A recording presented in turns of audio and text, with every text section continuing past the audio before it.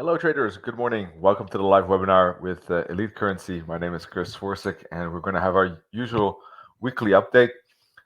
We are at the start of May, of course. We have new monthly candles of April to look at, so there's always some good things to review at the start of the month. And monthly candles certainly give some good information about, indecision, strength, breakouts. They're not used too often, but definitely a good tip as well. Now, of course, in today's session, later on, we will take a look at some of the charts. But first of all, as usual, we're going to take a look at the results that we had with trading in EAs and ECS live signals. And we also have option signals, actually.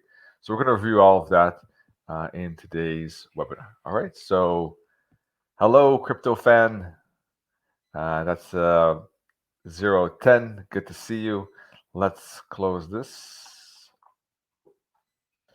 And we're going to start with some good news, I guess. All right. Because we had plenty of bad news in April, unfortunately. So I wanted to start off with a little bit upbeat vibe, because there was also some substantial losses with some of the EAs. So certainly some bad news, unfortunately, later on. But let's start with the ZUSIE. It wasn't a floating loss, as we mentioned the last webinar, and I think 2 weeks ago as well. That has been closed, as you can see here. And we ultimately ended up with plus 7.31%. The best month, I think, so far since we started this account with the KTM broker and PAM in September 2020. So all ended well, luckily, and record month for that. Plus 7.3% is a nice gain, great gain. But more importantly, is maybe not the height of the gain with the ZUSIE, but the consistency each and every month is positive, as we've seen with other accounts in backtesting. So that consistency, I think, is great, and is part of the reason why I think that most traders are relaxed with this EA. Now, of course, this drawdown is certainly not the relaxing moment. Obviously, that's what's kind of worry anyone, and something to be cautious of course, and be aware of, right? That those drawdowns can happen. Ultimately, it was about a 33% drawdown if you look at the month of April. And those things can happen. They don't happen too regularly, as you can see, but sometimes they can. So this was a good result. We had the same on our own accounts with ZUSIE. The profit was less, about 3%, but this particular account is, like the others, a little bit more consistent. The floating losses didn't occur on this one, up 72% since the start in June 2020. So that's a great result. So ZUSIE had again a wonderful month, all in all. So that's a positive note. Another upbeat results were on the SWOT DAX 1 hour chart that managed to close for plus almost 5%. And all in all is now up 10.5% as of April 28th, as you can see. So profit factor pretty good, 1.78. So this particular DAX 1 hour chart is doing well. The euro dollar chart 1 hour had a small minus 1.7, but all in all is still up plus 14%, I think. Or May had one loss, I think, so slightly down. But at the end of April, it was 14.7. Now it's 12.7. And then we have SWOT DAX 50-minute chart. This had a pretty good start, as you can see, but had a weak April, to be honest, with minus 12 and even March. So those initial gains are evaporated, and it's down now minus 11. So we have basically on the other two SWOT EAs, we're up in total about 25. This is down 11. So all in all, it's about plus 14 in about 3 months. So it's so far okay. nothing spectacular, but pretty good results, just similar to the ZUCA, in fact, I think. So those were the upbeat numbers there. Then we had, last but not least, the next profitable system was the option signals. For that, you need to go to services, not on Forex and CFD, but options and spread. And yeah, Marco Doni, CNBC contributor to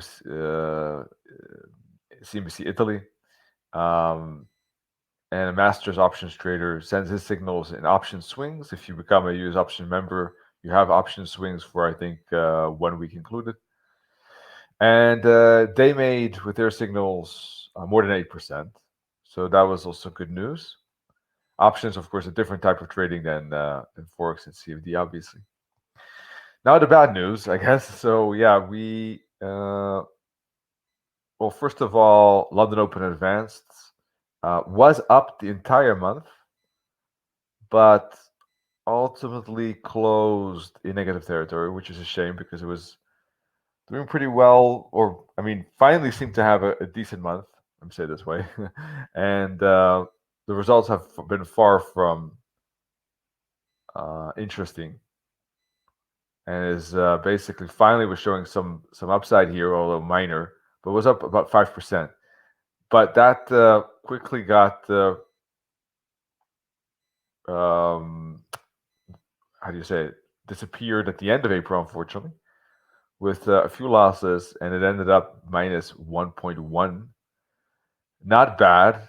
I mean, it's not a disastrous month. Minus 1% is close to break even, but of course, overall picture doesn't look that great at this moment. We needed to climb out of that drawdown. ECS Live Signal had a small loss too, minus 1%. So there were a couple of EAs that, or minus 3%, a couple of systems that were in negative territory, but the loss is small and negligible. Minus 1 or minus 3% is in terms of Forex trading really small, obviously, and is close to break even. So some slight bad news on those two, but nothing disastrous for the month of April, right? Obviously, LOA, EA in the long term is struggling, as we can see. ECS Live Signals have a positive note so far, as you can see. Slow, but sturdy upside. So what else? Let me think. What else do we have? Yeah, that leaves us basically with EAs from Mislav Nikolic, our friend and trading partner. And yeah, basically his EAs had pretty good start of 2021. I mean, Ultimate EA made almost 50, I think more than 50% in the first quarter. But both EAs, unfortunately, struggling in April. So yeah, basically this was the downbeat tone of this webinar is basically riding on these two EAs, unfortunately. But it doesn't mean that it's, those things can happen. We can see it with any EA. But yeah, minus 21.5 basically. So part of the gains that we saw in the first quarter now lost, but the second quarter just started, and I think that it is best to look at it from a quarterly perspective than a monthly. All right, but of course, this EA going a little bit sideways. We can see it on Mislav's account as well. As you can see, we had the all-time high here at 1,175%. So that means almost a 12 folding of the account, basically. So that's quite a massive profitability, of course, in just 1.5 years. But since then, price has been in a drawdown, as you can see. And there was recently in the first quarter here, 2021, some reason to be joyful because we had a push up, but now we're back in a retracement. That is not something, even from a technical analysis point of view, it doesn't surprise me that much, to be honest, because just like with equity curves, I think just like with price charts, I should say, equity curves also tend to have these retracements. So one thing I'm hopeful about is the fact that there was a momentum here, and this is looking corrective. For whatever value you want to attach to technical analysis of a equity curve chart. But so yeah, the drawdown was breaching the 60%. It dipped all the way down to 20% in March and in February and March. Now rising obviously a little bit because of the results in April. Rush EA, but Ultima EA, had a good first quarter. So let's see if it has some impact on the rest of this quarter. Rush EA, I think, is struggling more, at least on our account, because we didn't have the signals at the beginning fully copied from Mislav's master account. So we missed some of the profitability at the beginning, and now we're seeing the consequence of that because we missed the profitability in this part. The drawdown looks more severe. But that said, yes, last month was pretty tough with minus 32. If we look at Mislav's account,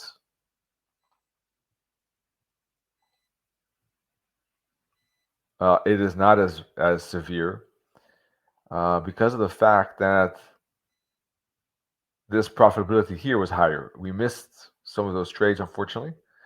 That has been fixed, so now we don't have that issue. But he also has this downside now, but the downside isn't as bad because of that profitability before. He's still up 47% because he was up 156 at the peak here in March, beginning March. So last 2 months, drawdown, overall still up on his account, but not on ours because of that. Drawdown going up above 40% at this moment. All right, so struggling, but with backtesting, we see that drawdowns can reach these levels, 40-50%, with a 3% risk account. Even more so with a 5% risk account. Okay, so that's the negative part of this month.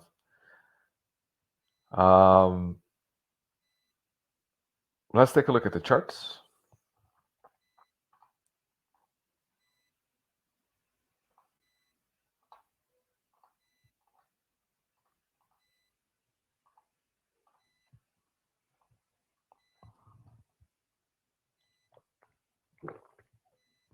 As I take a sip of coffee as well.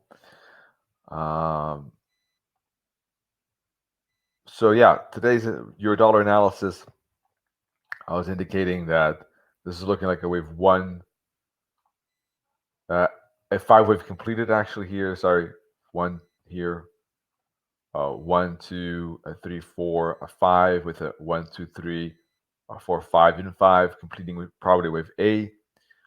There was a A, B, C down. We're thinking it could be an A, B, C up.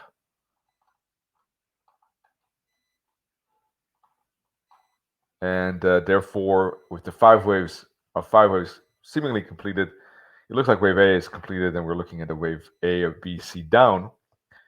And it looked like this morning that this is a 1, 2, 3, a 4, 5. And we just got the confirmation that it was a 4, 5 with the lower low. Technically, we were already correct with that, in my view, with the lower low. So 5 wave could soon be completed, either now, but I suspect it could go a little bit lower, down to this confluence here of WIS 5, minus 270 target at 38, and 119.80, to complete the wave 5 of, I think, A of a bigger ABC zigzag. So if my analysis is correct, we could see a bounce back up, actually, and then a move down again to the 61.8. So let's see if that will happen. But generally speaking, the monthly candle, though, on the euro dollar, not bad from a bullish perspective. Some wick at the top, but not disastrously so. Bit of profit taking, I would say, at the end of the month. Still a bullish candle, still a decent size bullish candle, and to me, it looks like we could see some retracement of that candle down to the 61, but then a break of the high to test the tops.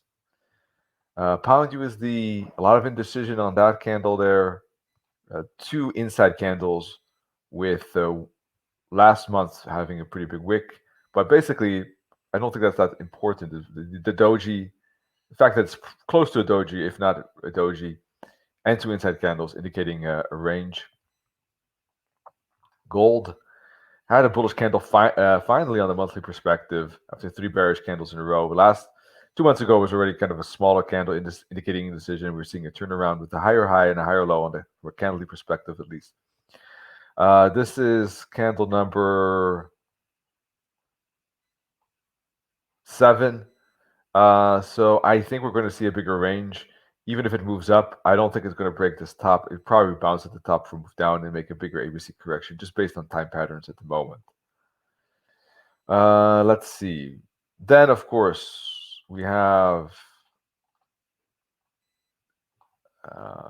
cryptos. I mean, the most exciting one, or one of the most exciting ones, probably there are some minor cryptos that could be just as bullish or more. I don't follow all of them. Obviously, there are a lot of them, but Ethereum, of course, is one of the top or the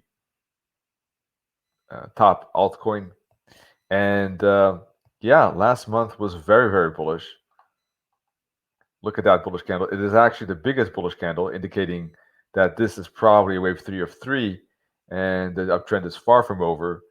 Usually, such accelerations indicate that there's a lot of power, a lot of steam going on here, and no slowing down at all, right? Because this is the largest monthly candle, and this candle is an ongoing candle, so we don't even have to look at that. It just indicates that price is way above the high of last month already.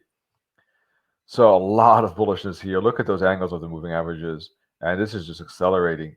It already had a decent candle in March and in January, but this just blasts, even further to the upside. So yeah, very, very bullish, in fact.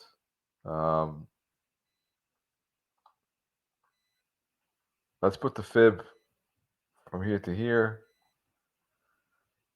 We are getting closer to the minus 61.8 target. Probably, I mean, I cannot be that accurate with the fib because I don't know exactly where the low is here. Maybe it's even here. But plus minus around 3,500.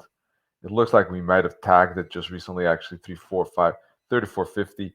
But in any case, with such momentum, I think it can go to further fibs. But the tag, or I mean, the fact that it reached this minus 161.8 target is making it very likely that this is a way, or it makes it already like a wave 3, in fact, just in itself. But the wave 3 is probably not finished. It's probably an ongoing wave 3, and I suspect it will go higher. All right, now Bitcoin is already, as you can see, Ethereum is catching up. Compare this high to the top. Bitcoin went further than that. If we put the fib from here to here, it broke the minus 61.8 target. It went above the minus 200 target. It was probably close to the minus 261.8 target, right? So relatively, Bitcoin was making more gains before. Now Ethereum is in a way catching up. Last month's monthly candle on Bitcoin indicates some indecision, certainly so. First of all, it's a bearish candle, although a small candle. The body size is small. But it is bearish, and that's the first one since September 2020. Now, let's take a quick look if it's a doji. My way of calculating is that if the body is less than 10% of the entire candle, it's a doji. So the high and low here, the difference is the low is about 46,900, high is 64,700. Quick math that dictates that it's 19,800. That means 10% of 19,800 is 1980. So where's the close and close and open? And is that less than 1980? The open is 858,924. So that means that the close needs to be above 57,100 to be a doji, and it isn't. It's 56,700. So it's not a doji, although it seems quite close.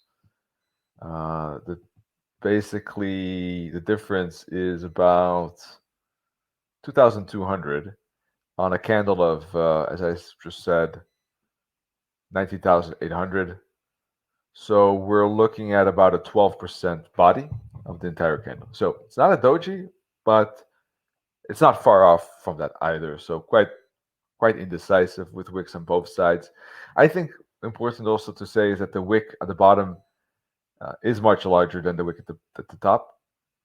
And I think that everyone can see that. I'm not sure by how much, but we can quickly calculate.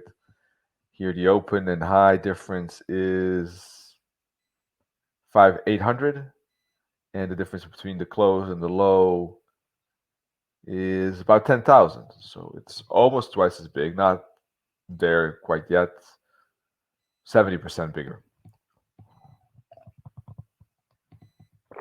But yeah, indecision is still an indecision, and although the momentum is certainly up, we cannot rule out that this candle might create some retracement. But considering the fact that this is an ongoing wave 3, those waves 3 typically don't end right away. So let's take a look at the weekly chart. And let's get rid of this fib.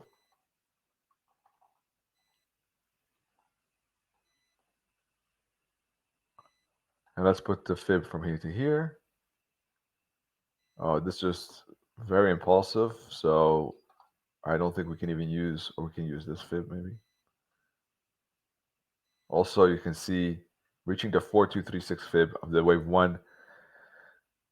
It could be that there is an internal wave 3 of 3 finished with a 1, 2, 3. And now we're in a wave 4. And then we get a wave 5 of 3. I don't think the wave 3 is finished, but a wave 3 of 3 might be finished. That is possible. I wouldn't rule that out. I could put the fib from here to here. And what could happen is perhaps the next weeks we get a consolidation pattern. Now, for that pattern to be confirmed, we need 5 to 7 candles not to break this high. We only had 2 candles. So we're still far away from that moment. So if any time in May price makes a higher high, the uptrend is still ongoing. But if May doesn't do that, and we have another 4 candles that fail to break for a high, we might see consolidation pattern emerge in a wave 4, maybe even a retracement to the 38, although I don't think that's that likely. You never know. Waves 4 could go to the 38, which I think would be a strong bouncing spot because of the previous top, and the shallow fib is usual, a bouncing spot for the 38.2 fib. So wave 4, sorry, has typically a 38.2 fib retracement, so, or 23.6, right? So strong support zone here, even if the wave 3 is finished, the wave 3 of 3 is finished. And that's a big if, because if you look at the weekly candle, we see the last week was pretty good.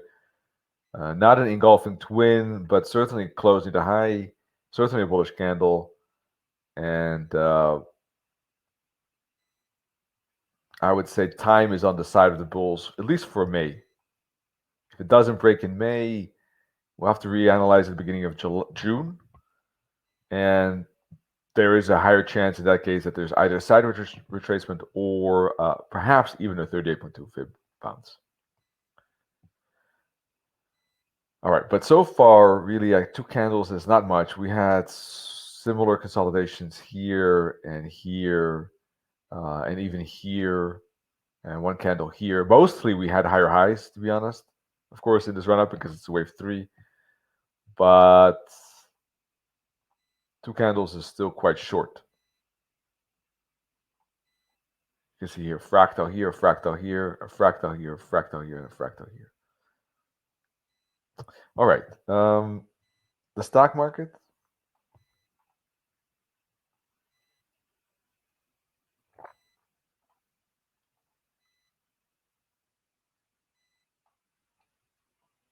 After a very impulsive March, April's quite relatively weak, some wick, but still a bullish candle. So I would not consider that to be a reversal candlestick pattern. The wick in my eyes, is there, but not enough for a reversal.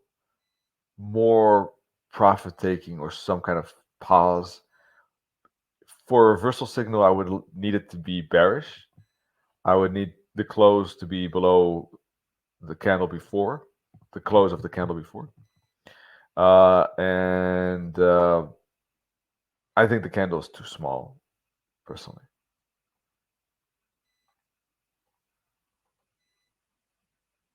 So yeah, it looks just like maybe some flag pattern here. Now, that said, if it breaks through the 21 EMA, of course, there could always be a retracement back to the 144 EMA eventually. And these tops, cannot rule it out, but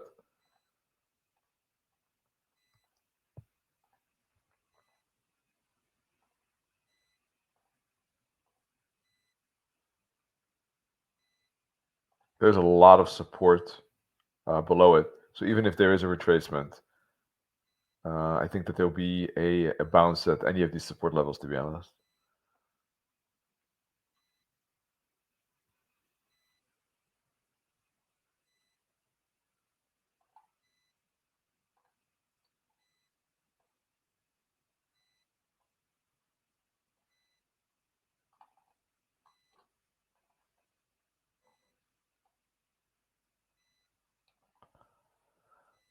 So yeah, it looks like it might make a dip to the 38 and bounce there. If it does go deeper, there's plenty of support levels along the way.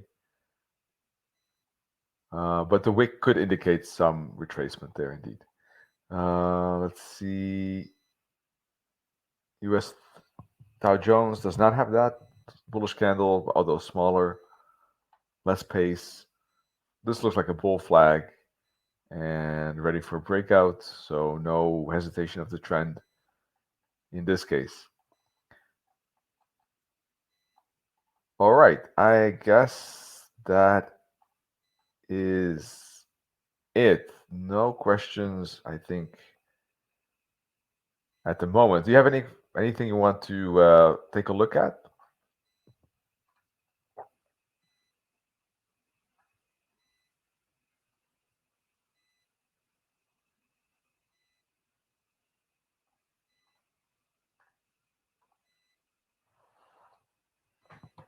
Any particular instrument that you favor?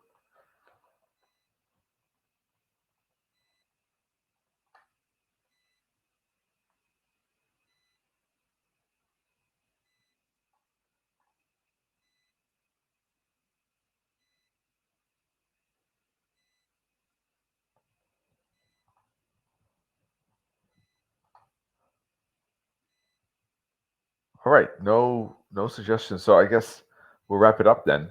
We're gonna be back tomorrow with a euro dollar pound dollar video, of course.